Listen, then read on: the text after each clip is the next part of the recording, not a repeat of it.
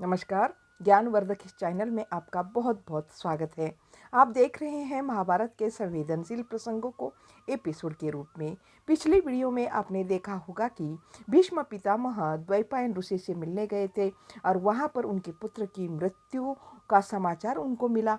फिर 2 दिन रुके और रुकने के बाद द्वैपायन ऋषि से मिलकर वह वापस लौट रहे थे। भीष्म पितामह वापस लौटते समय द्वैपायन ऋषि के आश्रम को भी बचाया था, क्योंकि दुर्योधन ने आश्रम को लूटने का आदेश दिया था। भीष्म पितामह के कहने पर वह आश्रम बच गया था। अब उबड़ खाबड़ रास्ते पर हिचकोले खाते हुए रथ आगे बढ़ रहा था। भीष्म पितामह अंदर बैठे हुए थे। सुकेशी ने बताया कि इस आश्रम से 4-5 कोस पार कर जाने के बाद रास्ता ठीक हो जाएगा। तकिए के सहारे बैठे भीष्म की पीठ और कमर में दर्द होने लगा था। कल रात ही कुछ बहुत देर तेज हो गया था, तभी तेल मालिश करानी थी। सोचते हुए कमर के पीछे तकिया रखकर जरा सतर्क होकर वे बैठ गए।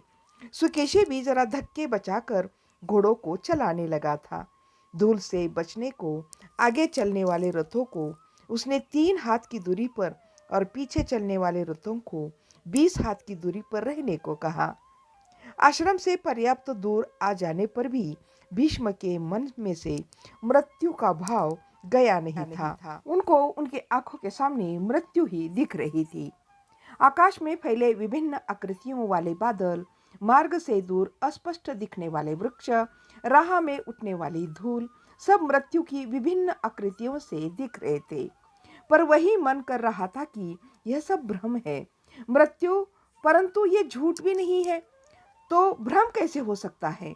तभी याद आया कि यह प्रत्येक को अलग अलग रूपों में आती है। द्वैपायन ऋषि के पुत्र की शुकदेव की मृत्यु निराहार रहकर हो गई थी। उसे मृत्यु नहीं कहा जाता, वे सोच रहे थे कि तभी घोड़े हिचकोले खाते आगे बढ़ रहा था। मन कहीं कहीं घूमने लगा, कोई स्मृति दौड़ी आ रही थी। मृत्यु किस रूप में मुझे आएगी, वे सोचने लगे। इतने लंबे समय तक जी चुका हूँ, लोग यह कहने लगे कि भीष्म को मृत्यु आ ही नहीं सकती। वीर क्षत्रिय की भांति युद्ध भूमि में युद्ध करते करते, पर जब धनुष्य उठा पाने की ही शक्ति नहीं, तो युद्ध करने की बात कहाँ से उठती। यह सोचते समय एक पुरानी घटना उनको याद हो आई। वह घटना हुए कितने वर्ष हो गए, कितने। अब धृतराष्ट्र 81-82 का हो चला। उसकी माँ और उसकी दोनों मौसियों को एक साथ उससे भी 3-4 वर्ष पहले उठा लाया था। स्वयंवर के अर्थ है लड़की को अपना मनपसंद वर चुन लेने का अवसर होता है। उसमें शाल्व राज भी आया था। उन दोनों में पहले से ही अनुराग था। जब यह बात थी तो उसके पिता ने स्वयंवर का आयोजन क्यों किया। भीष्म पितामह फिर सोचते हैं कि शेष 2 बहनों के लिए स्वयंवर किया होगा। ऐसे अवसरों पर अपनी इच्छित कन्या को बलपूर्वक उठा लाने का एक राजधर्म उस समय चला आ रहा था। इस अवसर को कौन हाथ से जाने देता। रथ में बांधकर चारों ओर से अश्वरोहियों की सुरक्षा में उस रथ में कितने घोड़े लग गए थे, केवल 5। हस्तिनापुर लाने के बाद जब हाथ पांव में बंधी रस्सियां खुली तो पिंडलियों, कोहनियों और जांघों पर कितने निशान पड़ गए थे। भाग्य की बात थी कि कोई बीच में मरी नहीं। हस्तिनापुर लाकर जैसे ही उन लड़कियों की रस्सियां खोली गई, वैसे ही अम्बा कहने लगी, छी, आपके राजधर्म को धिक्कार है। क्या तुमने यह सोच लिया है कि बल प्रयोग जो चाहे जिसे चाहे वश में किया जा सकता है। मुझे पशु के स्तर पर लाकर पशु की भांति ही हाथ पैर बांधकर इतनी दूर लाए और अपने महल नाम के कारागृह में डाल दिया, तो यह मत समझ लेना कि मुझे जीत लिया। मेरा मन तो किसी और पर लगा है। बल से निर्जीव वस्तुओं को जीता जा सकता है, मानव को जीता नहीं जा सकता। इतना भी न समझ पाने वाले अविवेकी हो तुम। भीष्म कह रहे हैं कि अम्बा ने बड़े तिरस्कार से यह बात कही थी। जैसे ही उनके ये बातें सुनी तो उन्होंने तुरंत उस अम्बा को सीधे शाल्व राजा के पास भेज दिया था। भीष्म कहते हैं कि परंतु फिर भी अम्बा ने तिरस्कार भाव से पूरा दोष मुझ पर थोप दिया। क्षत्रिय द्वेषी परशुराम के वंशज भार्गव से उसने जाकर मेरी शिकायत की। उन्होंने अम्बा से पूछा, बेटी, यह बताओ कि तुम पर किसने अन्याय किया, शाल्व ने या भीष्म ने? तब वह बोली, मैं शाल्व से प्रेम करती हूँ, उस पर उसने मेरा तिरस्कार कर दिया है। बलपूर्वक उठाकर ले गए भीष्म को ही मुझसे विवाह करना चाहिए, तभी मैं समझूंगी कि मुझ पर हुए अन्याय का प्रतिकार हुआ। संभवतः भार्गव भी यही चाहते थे। भीष्म के ब्रह्मचर्य की कीर्ति को मिटाने की उनकी पूरी पूरी इच्छा थी। उन्होंने मुझे युद्ध के लिए ललकार कर कहा, या तो इस कन्या से विवाह करो या मुझसे युद्ध। भीष्म सोचते हैं कि भीष्म को हराना क्या ब्राह्मण के लिए संभव था? परशुराम ने जब क्षत्रिय कुल का नाश किया तब मैं नहीं था। पता नहीं क्षत्रिय कुल के कितने भाग को उसने नष्ट किया। पता नहीं उसमें कितना सत्य होगा और कितना उस ब्राह्मण की अतिशयोक्ति हुई। इस युद्ध में भार्गव हार गया। निराशा को सह न पाकर अम्बा ने क्या किया, आग में कूदकर वो मर गई। भीष्म को मारने को दूसरा जन्म लूंगी, यह घोषणा करके वो मरी। बाद में वह इस द्रुपद के घर पैदा हुई या बीच में कहीं दूसरी जगह एक और जन्म समाप्त करके यहाँ जन्मी है। भीष्म सोचने लगे, अरे यह कहानी तो भूल ही गया था, अब याद आ रही है। कल से आरंभ होने वाले युद्ध में वही सत्य हो तो? क्षण भर को शरीर कांप उठा। मैं जिस लड़की को जीत कर लाया उसी से हार कर मरना होगा। मरने का भय नहीं पर हार, यह सोचते हुए पीठ में सिर हंसी हुई। रथ भी हिचकोले खाकर समतल भूमि पर चलने लगा।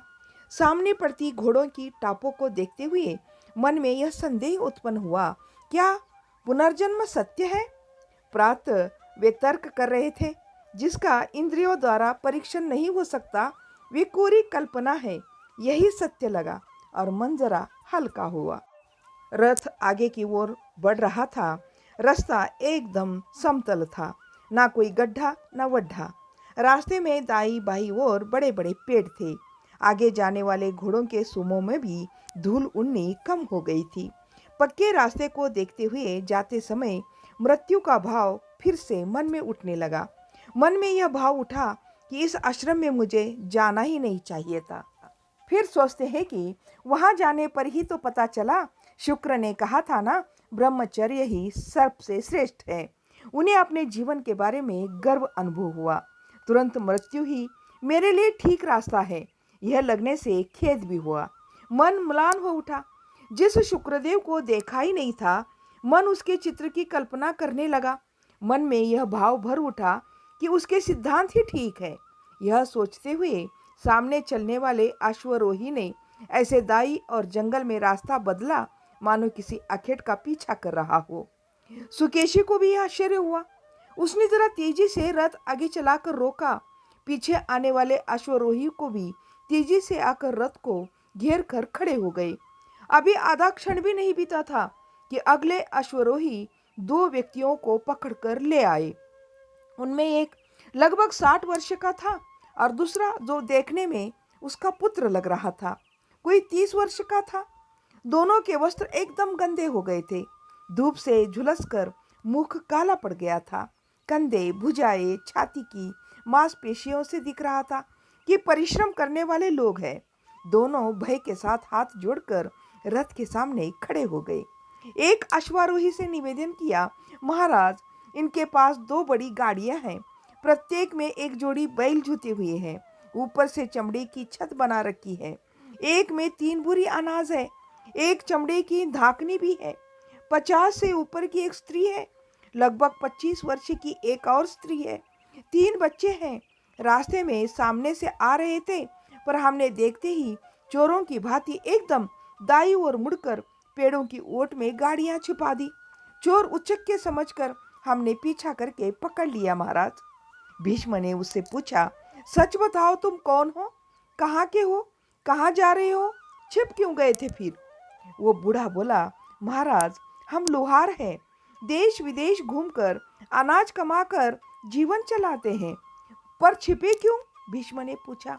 तब उन्होंने कहा, सुना है युद्ध हो रहा है, हमें क्या पता। इसी रास्ते से आते समय कल हमें एक गांव में राजभटों ने पकड़ लिया। सभी जवान लोगों को सेना में भर्ती होना पड़ेगा कह कर मेरे लड़के को वहां से उन्होंने पकड़ लिया।